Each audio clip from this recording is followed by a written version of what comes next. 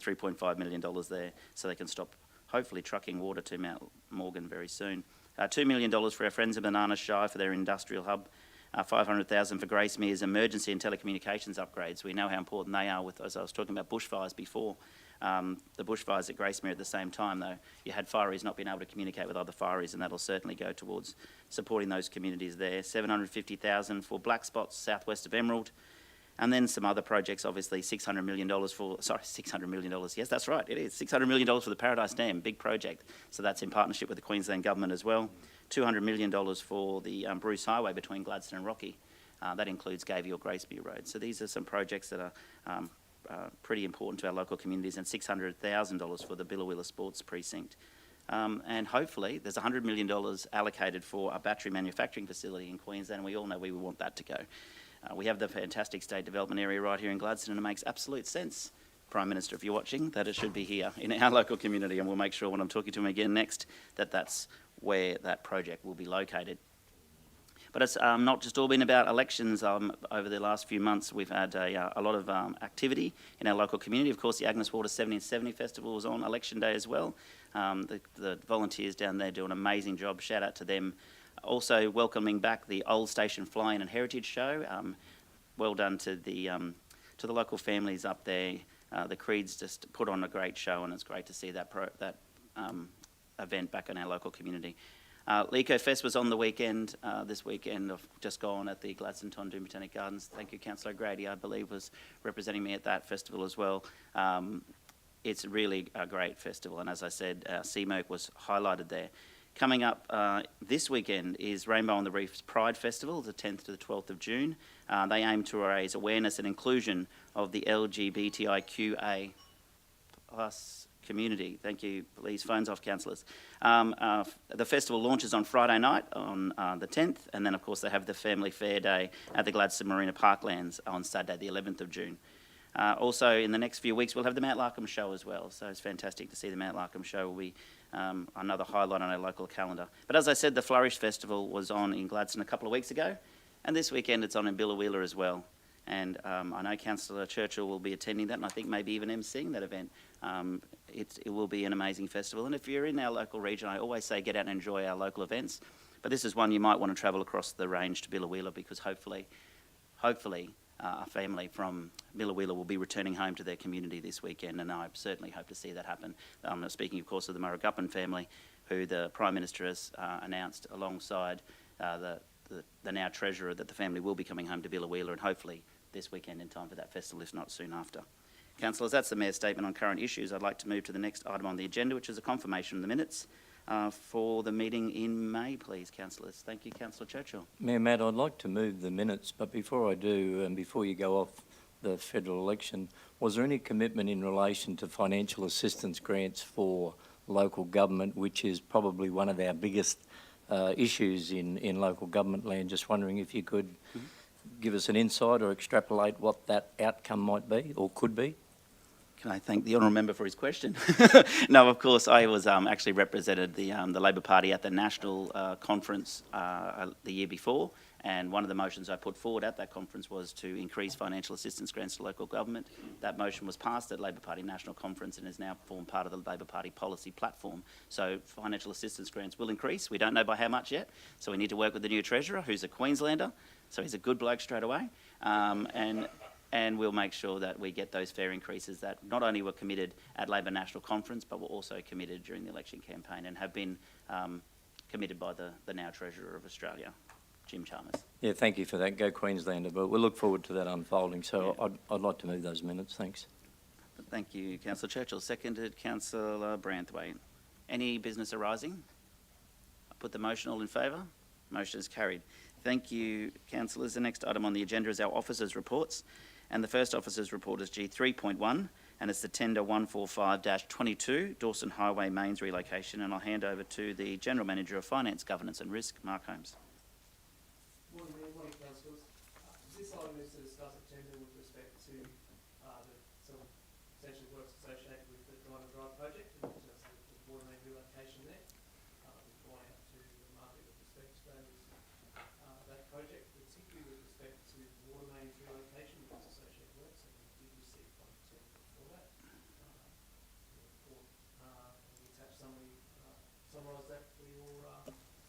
review. Questions, councillors? Councillor Hanson. Just one question.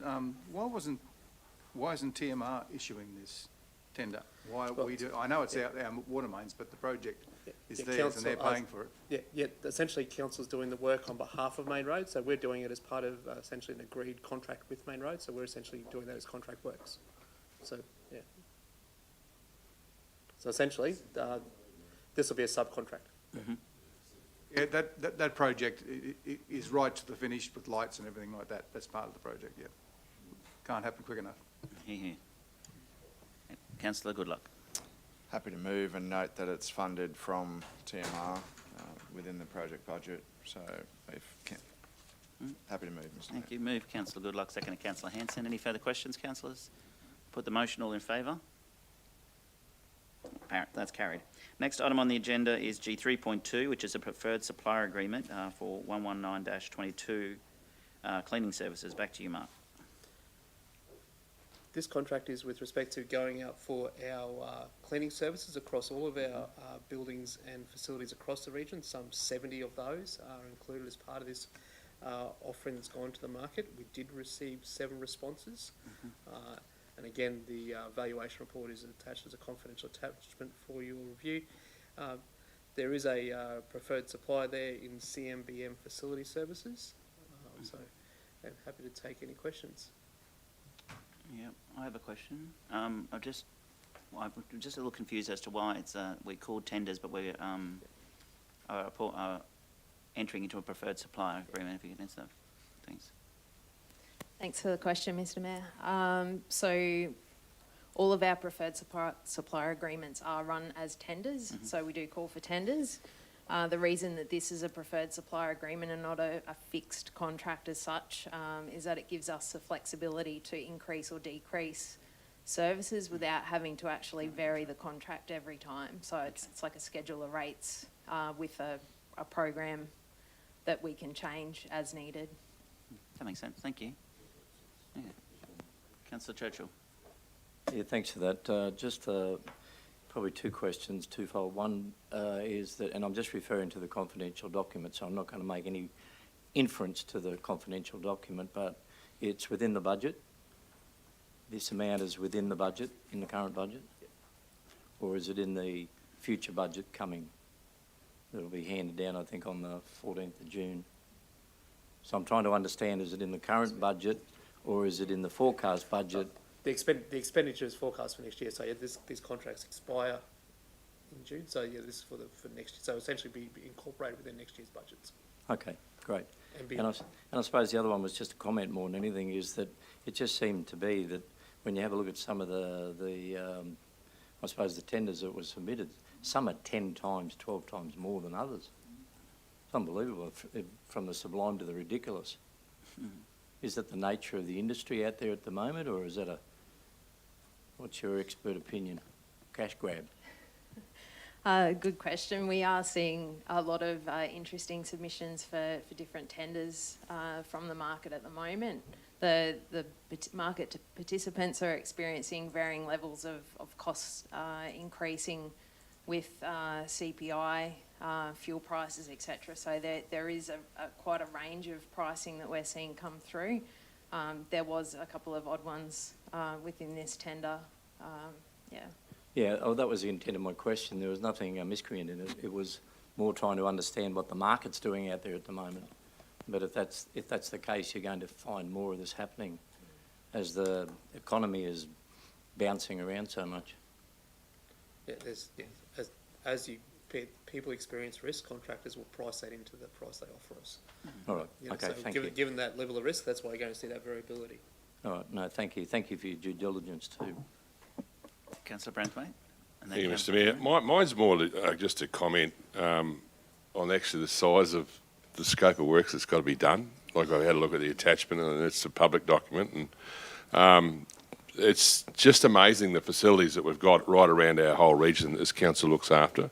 Especially, it's not just about cleaning toilets, it's about cleaning barbecues, it's about cleaning tables, it's about the places that we go and visit, especially the Millennium Esplanade and all those around our whole region are taken care of by this council, and to be honest, the cleaners and everything, the contractors are in place. They do a wonderful job, but it is a massive scope of works when you start thinking of the frequency these are cleaned, and then we've got the consumables on top of that, as we've found out with the consumables for the likes of Millennium and Esplanade, with 40 cartons of toilet paper and all sorts of things. And I think it's just in a week or a couple of weeks. So it's but I think that the cleaners and the people looking after the parks and our amenities do a wonderful job, and certainly it isn't cheap to maintain. Thank you. Thank you. I've got Councillor Cameron, then Councillor O'Grady, and then Councillor Hanson. Thank you, Mr Mayor. Considering it's a schedule of rates, what's the minimum and maximum tenure on the schedule? Is there any?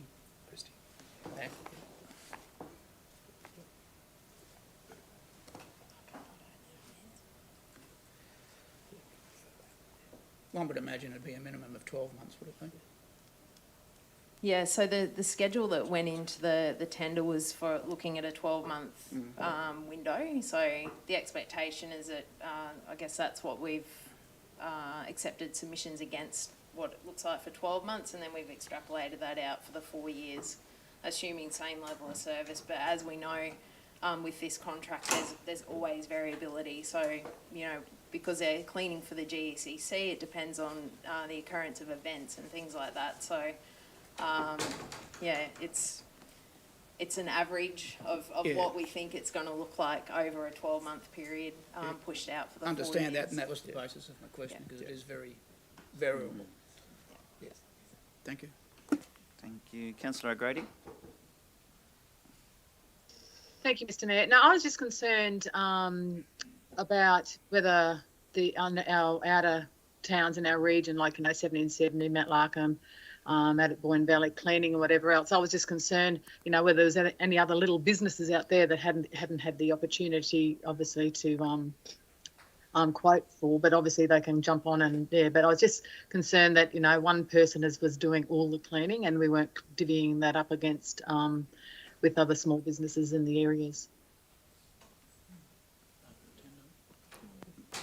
That's a fair point. I guess it was certainly was an open tender, but certainly what I would have envisaged as part of the delivery of this contract, as has been happened in past years, that the contractor will take the lead, and in various parts of the region they'll probably look at some local essential labour to support that. Thank you. Councillor Hanson? Did you have a question? Happy to move. Oh, you're moving it? Okay. Move Councillor Hanson, second Councillor Cameron. Any further questions, councillors? Councillor Goodluck. Just one quick question. I'm sure that we're confident, but are we confident that is this the same contractor that had the contract last time for, say, Millennium Esplanade? Different? It's a change of contractor from the incumbent. Yeah, and then are we confident that we'll be getting, I know we've done the cost analysis, like for like service levels, and as you said before, the ability to increase or decrease those service levels as needed, yeah? Mm-hmm. Yeah, all right, thank you. Yeah, sorry, because I haven't been up to date with a lot of these for the last couple of weeks. So, if we do increase, is there another contract? I suppose we're talking about the tenders now. If we realise that something's been missed, that we went, oh, actually we haven't included that, I can think of another tender where that's happened, and does it then cost us more? Is this contract going to be still a good value proposition for us if we realise that we've missed something out and we're then locked in? Or is there someone else that comes along? I don't want someone to say that in 6 months, hey, if you'd gone with us, we would have done all this and it would have been cheaper in the long run. I don't want that sort of that's not likelihood here. No, the tender, I guess the schedule was put together by our property team, who are in control of the cleaning services throughout the entire region. So they're well aware of the facilities that need to be included in that schedule and the frequencies of cleans. Okay, I'm happy with that. All right, thanks. I got Councillor Hanson and Councillor Cameron moved and seconded. Any further questions, councillors? Put the motion, all in favour. That's carried. Thank you. The next item is G3.3, annual renewal of statutory delegations to the CEO. This is a very regular item on the agenda. Thank you. Mark? Mr. Mayor, not so regular. It's been 18 months since Yeah. we've had the last review of our statutory delegation. Well, so is that- I've moved so these essentially 20 it's not times quite- over the years. Been here 20 years. So it is meant to be part of essentially a annual cycle. So Yeah. that we get an update from through LJQ, where we look through and get an update as to what are the new legislation that's coming into act, what are the new decisions it requires from both council and then what council and its officers. So as part of outworking those that legislation, this is about putting in place the appropriate delegations where we don't have those in place for new pieces of legislation or subordinate legislation. So we've got 10 pieces of legislation that have come into effect that we're seeking your support to delegate to the CEO to outwork. Thanks. I think I have a mover in Councillor Churchill and a second. Happy to Councillor move Goodluck. it, probably to beat you because I know you might want to move it again. But I'll ask the question again, provided that the delegation of power is available to people to understand what that delegated power is to the CEO, and I've had confirmation previously that that is readily available for our residents and ratepayers as long as that remains. Yeah. There's a delegations register for all Yeah, that. absolutely. Yeah. Were you happy to second that, Councillor Goodluck? Yeah. For question, Councillor Braithwaite?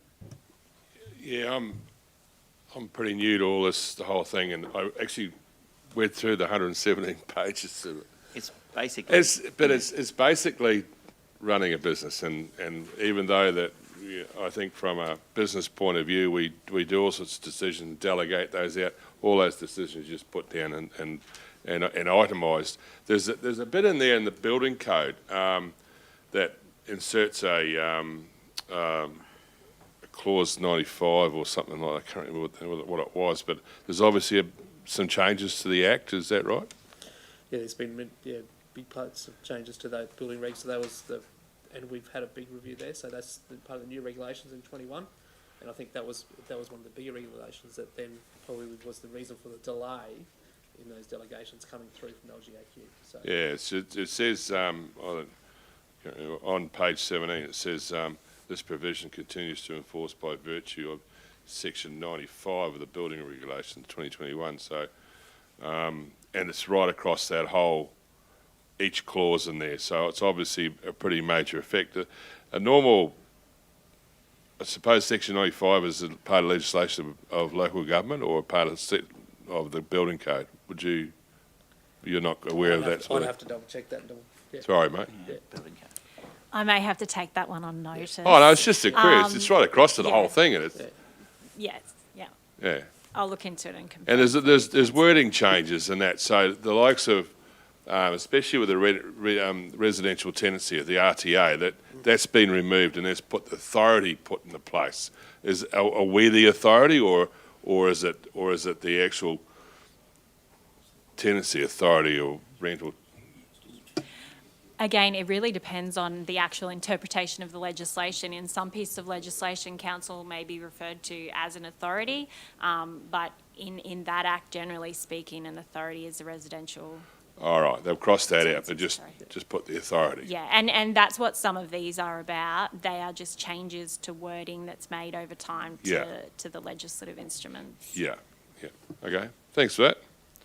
Could I just go back and ask that question again, if you wouldn't mind, Mayor Matt? Just it's a simple question that the delegation register is available or made available to, if I could ask the acting CEO, it's made available for people who wish to have a look at it.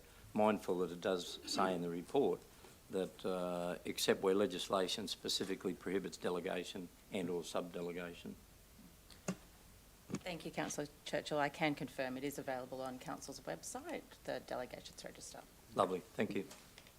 And what it's saying by that is that you can't delegate something if you're not legally allowed to delegate it. So that's basically just saying if there's certain things as a council you have to make those decisions. So they're saying in that, at the bottom of that, we can't make a delegation to the CEO if it's not legally able to make that delegation. Yeah, and I think it's also important to note that these delegations don't take away council's right to make that decision.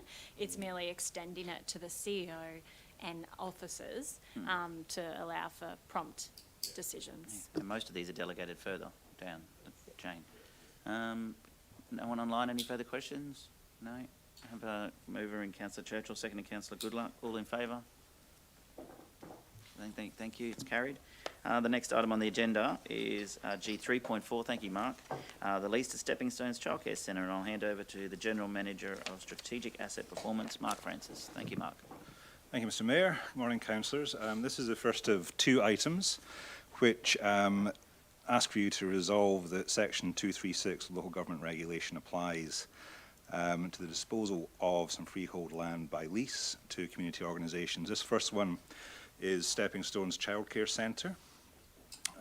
The report, I think, is pretty self-explanatory.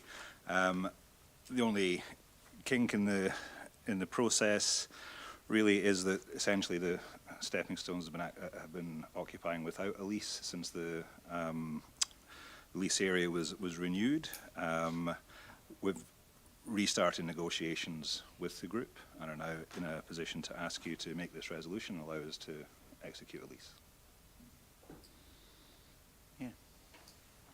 I'm sure I don't have a conflict. My daughter went there 20-something years ago. It was a community childcare centre then, I'm assuming it still is. Okay, thank you. Did you move, Councillor Cameron? Do you have a question? Just a question, thanks, Mr Mayor. What was the sticking point with the lease stalling at that point? And were those problems ever resolved? I think the stalling was about internal resourcing and the priority of that lease over other land matters that we were dealing with. It wasn't a breakdown in the negotiations at all. It was just a stalling of the process.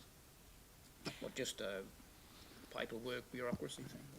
Yeah, it was a bit of a combination of resources so this has been ongoing since 2016, and it was a bit of a combination of council, but also we're dealing with an incorporated association that doesn't necessarily have a lot of resources to interpret a lease and things like that. So just as a general, it sort of flowed, it ceased, and it's been recently picked back up again.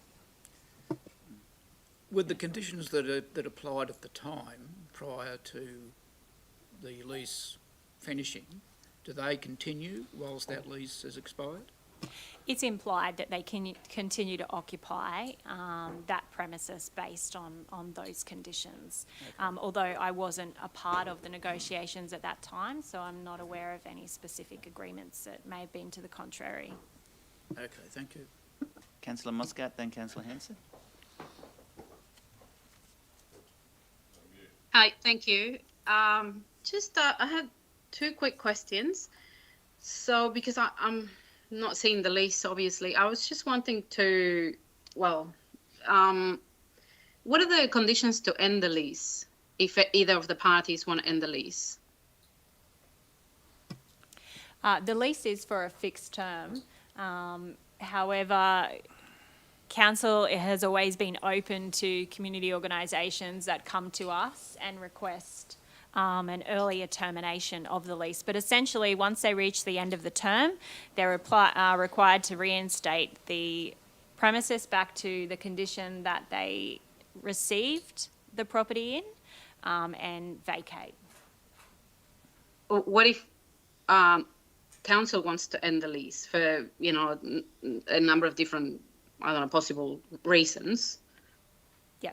In the draft lease that's been prepared, there is currently no mechanism for council to terminate the lease earlier. That wouldn't give the childcare centre very good security. The alternative is, if that is something that council wants to explore, we could have a shorter term lease.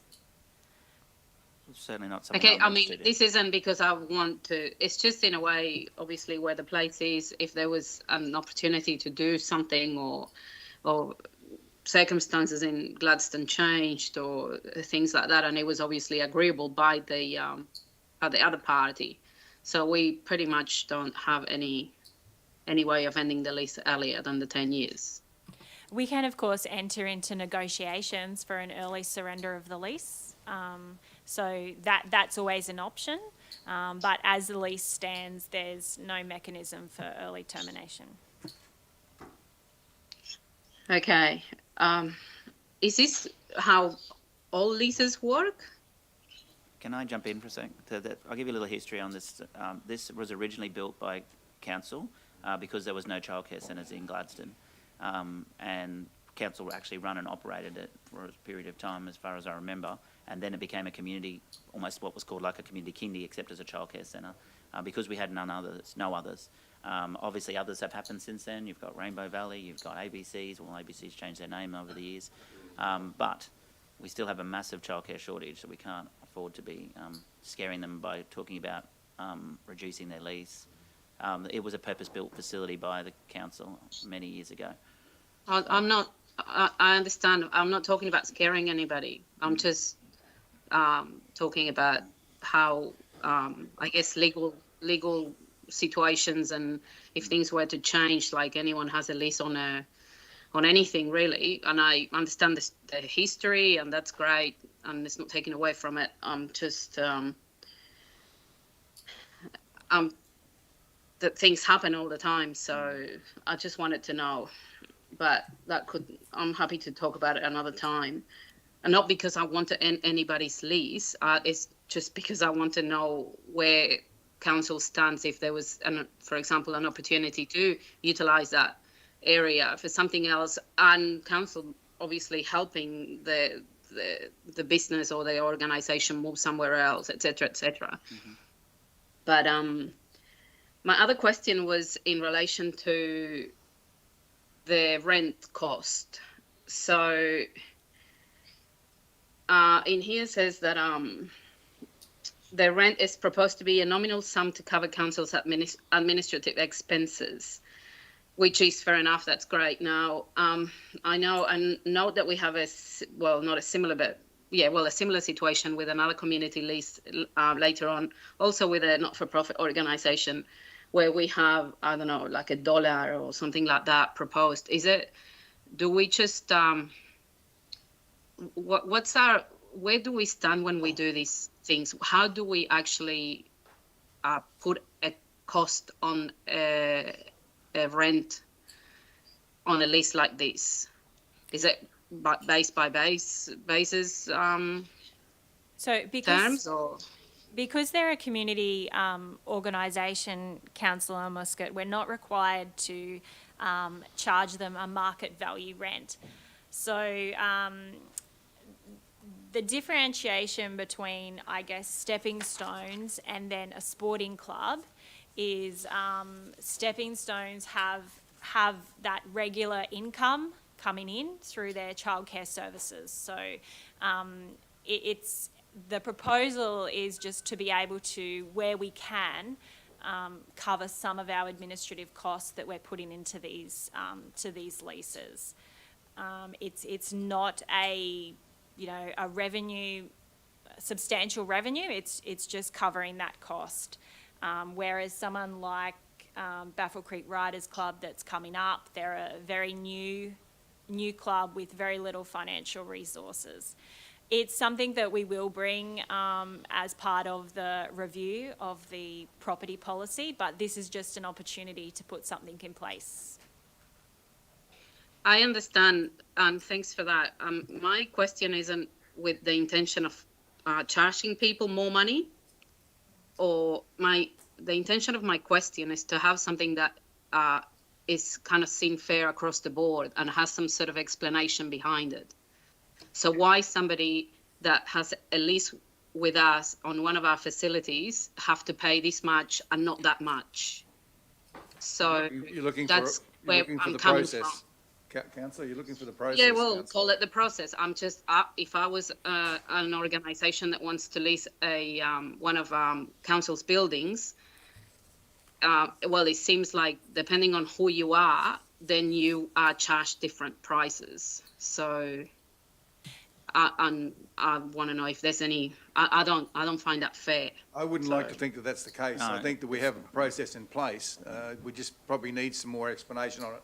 Yeah, That's what you're asking, I think. And I don't think that is the case. It's not depending on who you are, it's depending on whether you have the ability to resource income or not.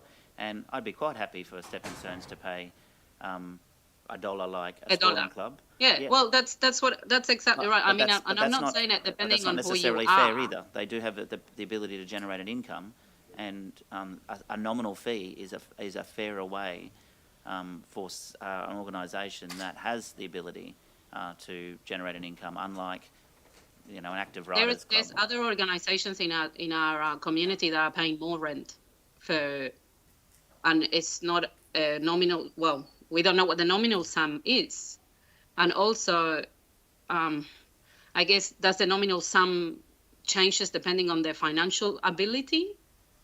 I'm just after something that gives a direction for everybody and applies for everybody. Whether, you know, if they need to submit their financials to see how much we charge them. I'm not saying I'm not saying that I want to do something or not, or I want to do this and not that. I'm just want to have consistency as to how we charge people for renting community facilities. Okay. Before I go to Councillor Goodluck, Tanya, are you able to answer that? Sure. Councillor Muscat, as I mentioned before, that will be addressed in the property policy. There's a lot of disparity across our leases because we don't set all our leases on the same day. A lot of the agreements, like impact health services and things like that, are legacy agreements whereby we move forward. Obviously, where we can, a lease is a negotiation between two parties.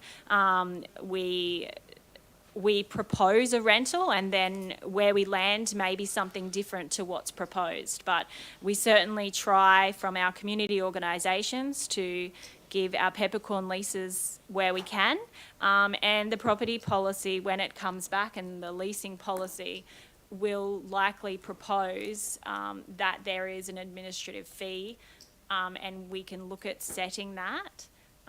But things like Impact are more of a commercial service. They're not for profit, but they are generating that income from their services, and they're funded by an external organisation or external, you know, state or federal government and things like that. So to have sustainability within our property portfolio, we do have to find some way to recover costs where we can. Otherwise, it only just increases council's operational expenditure, which, as we add more leases every year, those costs will continue to increase. And the administrative costs we're looking to recover is the time it takes for officers to negotiate a lease, to prepare a lease, to do the rental reviews, to, you know, monitor that, make sure the information is up to date. It's not excessive work that we're trying to recover costs for. I understand that, and I think that's great. I'm just after something that is more consistent across all organisations, that has an explanation instead of a one by one basis. So I'm looking forward to that policy review. As will be all. Yeah, thank you. I think so too. When was that coming back, Tanya? It'll be commenced in July, and it'll come back sometime this calendar year. Excellent. All right. Councillor Muscat, you happy with that? Thank you. Councillor Hanson, then Councillor Goodluck. Must say I'm probably happy to see Stepping Stones stay there as long as they like. Yeah. But apart from that, during the period that they were without a lease, were they able to apply for grants during that period?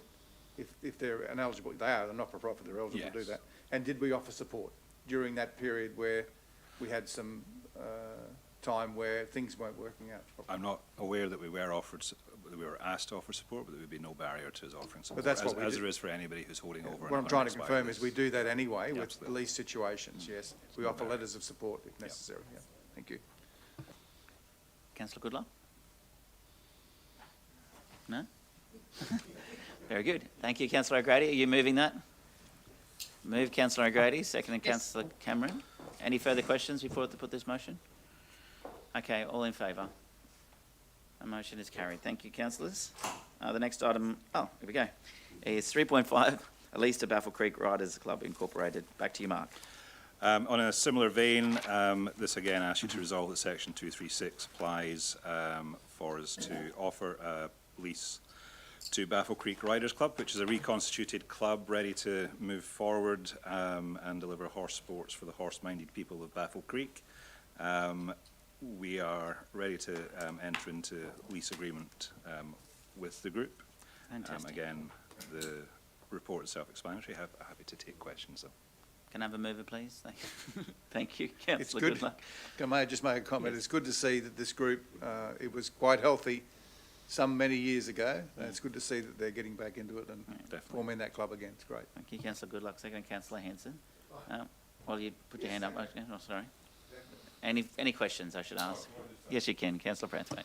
Yeah, thanks. Mark, just with the likes of the men's shed access, it doesn't impede on their access down to their shed because it goes right along the boundary of this particular lease goes right along to basically to the, I suppose, the east of their shed. Is it the driveway or access to the men's shed is fine? It doesn't impede on that other property? No, and the lease areas are designed to complement each other as opposed to act against each All other. right. Councillor Brandblood, I believe there was some impediment between the sports ground and getting Oh, there access was to there, initially, but it's yeah. not with I don't think it's with the... Well, it's just it's not battle lines are drawn, but there are defined lines drawn now, and if there's any contentious things down the track, we don't want the access to men's shed cut off. You know what I mean? So that's all I was thinking about. We've got a number of parcels of land with a number of lease areas on them. Yeah. And we're working with our strategic property team as well as our community development team to engage the people within the precinct to make sure that we're able driveways to... are common areas and so forth. Absolutely. Okay, that's fine. Happy to support. Councillor O'Grady. I just want to back up what Councillor Hanson says. I was involved in that club over 22 years ago, and it's great to see that it's coming back to life again. So it was really, really well supported back then. So hopefully that they'll get the patronage like they did, over 22 years ago. So that's fantastic. Mayor, if I could also add that group of community members there seem to be working really well together, and we have had some discussion with Men's Shed, and they are quite welcoming for this lease to proceed. Fantastic. Great to see everyone working together. All right, I have a mover and a second already. No further questions? Put the motion, all in favour? That's carried. Thank you, councillors. The next item on the agenda, thank you, Mark. Next item on the agenda is G3.6. Sorry, Rob, you might not even get to sit down for this. It's the Biosecurity Surveillance Program. General Manager of Customer Experience, Rob Huth. Is there any questions, councillors, or do I just have a mover, please? Move, councillor Goodluck. Second, councillor Cameron. Happy to take questions. Councillor Churchill, and then councillor O'Grady. Yeah, lovely. Thanks for that. Mindful that you've got a mover and a seconder, so we'll make it as brief as I can. Just try and find the page, but you may know it. It's in relation to the power to carry out aerial control measures, which obviously is drones, and we're understanding the significance of the drones. But it says in there, this means that an authorised officer may carry out, which is fair enough, the drone activity that they're required to, or that aerial surveillance measures for invasive biosecurity matter in relation to which the program relates. But it goes on to say another additional part to it. I'll find the page for you, if you don't mind. It's probably not numbered. No, it's not numbered, so I can't make reference. Oh yeah, page 6 of 10.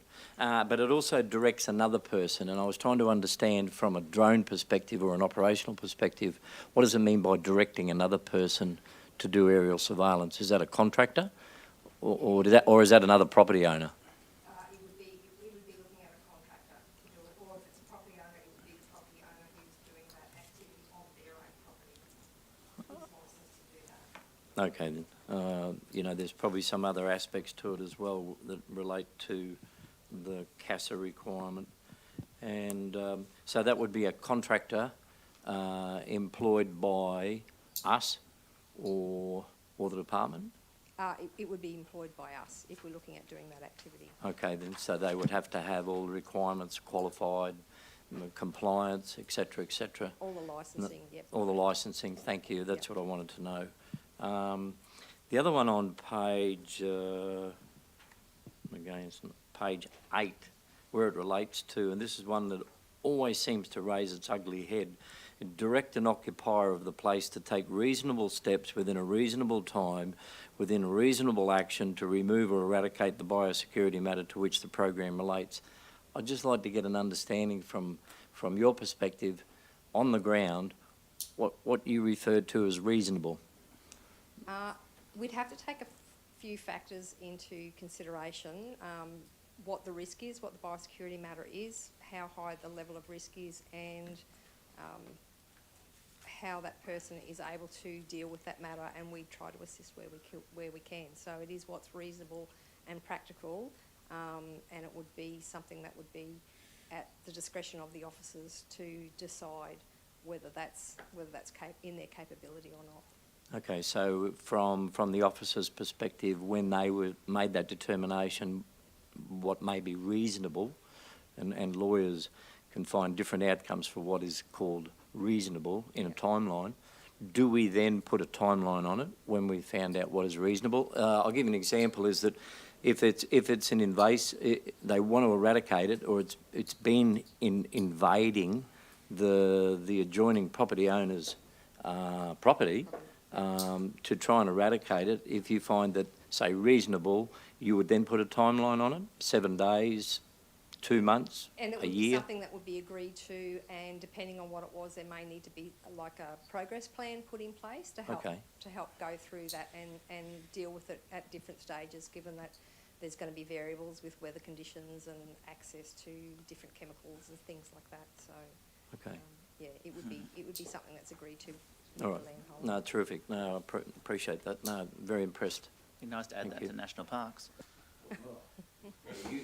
You said that, Matt. Yeah. I was going to make that reference, but we have to be consistent with all tiers of government and all property owners, including those property owners who don't even live there and probably have never been anywhere near their property. And I'm sure that our officers are well aware of that particular issue of people buying property and never doing anything. Yeah, correct. And our process is to educate first and make sure that they're aware of their biosecurity obligations, and then assist them in providing advice on how they can best manage those areas. All right, terrific. Best wishes. Thank you for that. Thank you. Thank you. Councillor O'Grady? Thank you, Mr Mayor. Just a question. I've been banging on about this for a few years, about the feather-top roadgrass. I see it hasn't made the list for contaminated species. So obviously there's no other issues with that within the region other than west of Calliope. Yeah, I don't believe we've had any other issues come up with that, but I do know the guys have gone out there and they've had a look, and they got it on the schedule to have a review of the. Great, thank you. Yep. Tough.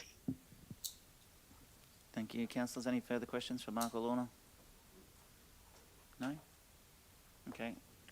Do we already have a mover and a seconder? I think we did, because normally we don't get questions on that. I just wanted to have a question for you, Lorna. All right, I'll put the motion now. All in favour? Motion is carried. Thank you. The next item on the agenda is G3.7. Now we'll call Mark Holmes back, General Manager of Finance, Governance and Risk, for General Sole Supplier and Specialised Suppliers. It's a big list. Thank you, Mark. Morning again, councillors. As we head into the new financial year, we're looking at setting up our systems with respect to our sole suppliers and our specialised suppliers. So what this report seeks from council is endorsement of essentially suppliers that are essentially our sole suppliers and only suppliers reasonably available to us for supply of a number of items as listed there in part 1 of the resolution, and also a number of items that are essentially of a specialised or confidential nature. Most of those are resolutions you've already made through the year. We're just trying to capture them so that we've got them and review annually. But happy to take questions. Okay, questions, councillors? Okay. Councillor Churchill moving, seconded Councillor Hanson. Any questions though? Councillor O'Grady, a question? Yeah, how often do anybody stay over on Curtis Island? That'd be a nice gig.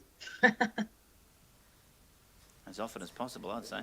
It's a very nice place. Yeah, it's beautiful. We don't have an answer to that question. We don't need this. Take a tent.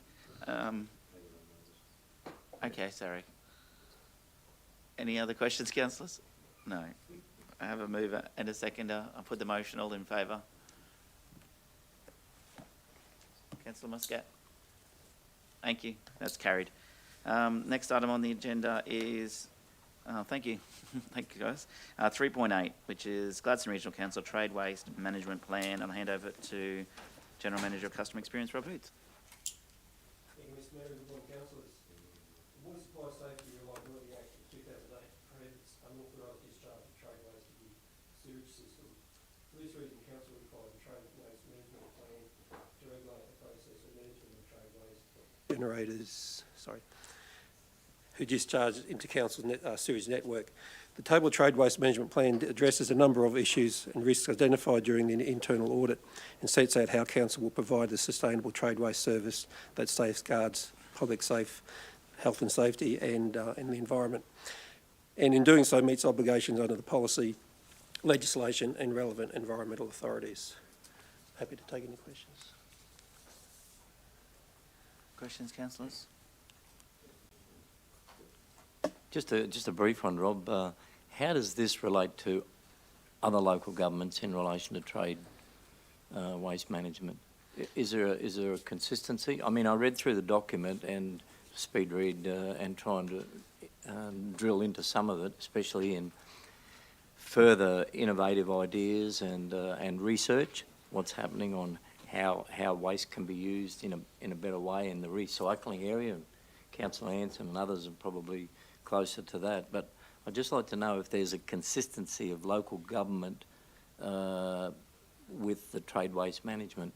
The reason being is that if you're in Rockhampton or wherever it may be that you come from, and you come here and we have a different process to where you've come from, if they're building and or developing. Yeah, we had urban utilities undertake the review of our trade waste management plan, and they've benchmarked us across other councils, and we're fairly consistent in that space, and consistent within our charges and fees and charges as well. Yeah, thanks for that. Consistent. Okay. Councillor Branthwaite. Yeah, thanks, Mr Mayor. But we're actually only dealing with water-based products, is that right? That's right. So stuff that will actually go through our system, like I suppose septic systems and grease traps and so forth. But the likes of industrial trade waste, does that handled by this council, or is it handled by a private consortium like Cleanaway and that? Yeah, it covers the category B covers the heavy industries essentially. So there's category A and category B. Category B being the high level, high volume and more likely risk to our network in terms of the contaminants within the product. So council doesn't handle that? Yeah. Does? Yep. Tradeway facility in Yarwun. Yep. All right. Yeah. No, it's just there's a fair bit of difference in it with what we're talking about here against what we just talked about then. Yeah. Okay. All right. No, happy to support. Okay. Any further questions, councillors? Can I have a mover, please? Move Councillor Branthwaite, seconded Councillor Trevor. Sorry, Councillor Grady, missed you there. All in favour? That's carried. Okay, councillors, we have no deputations today. I don't have any written council reports. Are there any verbal council reports? Or is there, Tanya? No? No verbal council reports? Oh. Sorry? Oh, well, I'll start with Councillor Trevor and then I'll go to Councillor Hanson. Thank you, Mayor. Welcome back. It's good to have you back, and congratulations to Khan for doing a magnificent job in your absence, and all councillors. Thank you to all councillors for keeping me updated over the past couple of weeks of matters concerning our region whilst I've been down south. I was pleased to see in my absence that the Phillip Street Precinct received a number of awards, and thank you, Desley, for keeping me updated on that. I did have the opportunity before I went away to personally speak to Barnaby Joyce whilst he was in Gladstone Mayor, and I'd like to publicly thank him and his party for their contribution to the Phillip Street duplication project, without which that Phillip Street project would never have proceeded. Thank you, Barnaby, and thank you, Ken, for that $20 million contribution, which enabled us to then proceed with that project out there, which has received at least state recognition from what I could see, but I was unable to see, and perhaps Desley could clarify whether we received any national recognition. Thank you, Mayor, for the announcements that you've made for our region. They will be gratefully received by our community. Just prior to leaving for Brisbane, I was also fortunate to catch up with Ken at the Anzac Day Service, and it would be remiss of me as a former federal member not to thank Ken for his contribution to this community as the federal member for Flynn since 2010. He's been a wonderful advocate for our community, and as I say, I would like to thank him for his contribution over the past 11 years, or what is otherwise a very, very, very difficult job and a huge area to cover. And his contribution hasn't gone unnoticed in this community and beyond. So thank you, Ken, for that contribution to you that you've made. And I welcome Colin Boyce to the chair now, and I look forward to working with him, as all of us do, in relation to promoting and enhancing lifestyle and livability in this community. It being the industrial capital of Australia and the port city to the world. Thank you. Councillor Trevor. Councillor Hanson.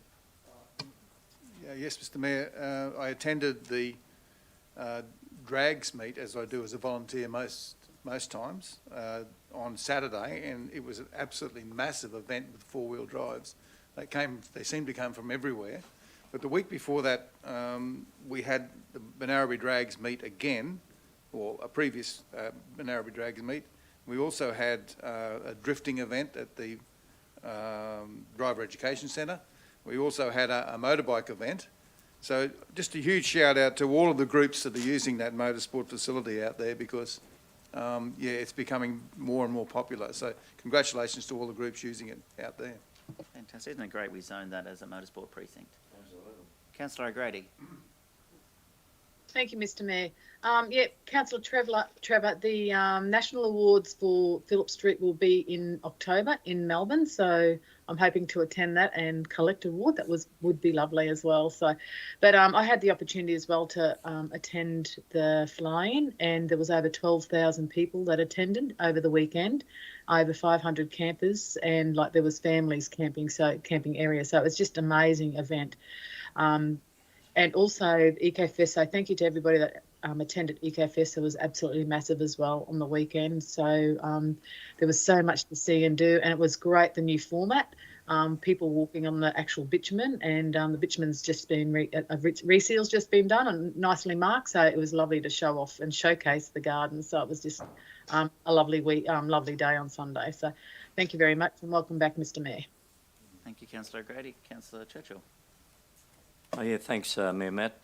Just a couple of quick brief ones. This Saturday, 10:30am, is the presentations of the Regional Arts Development Fund recipients that have been decided by the elected members and the RADIF committee.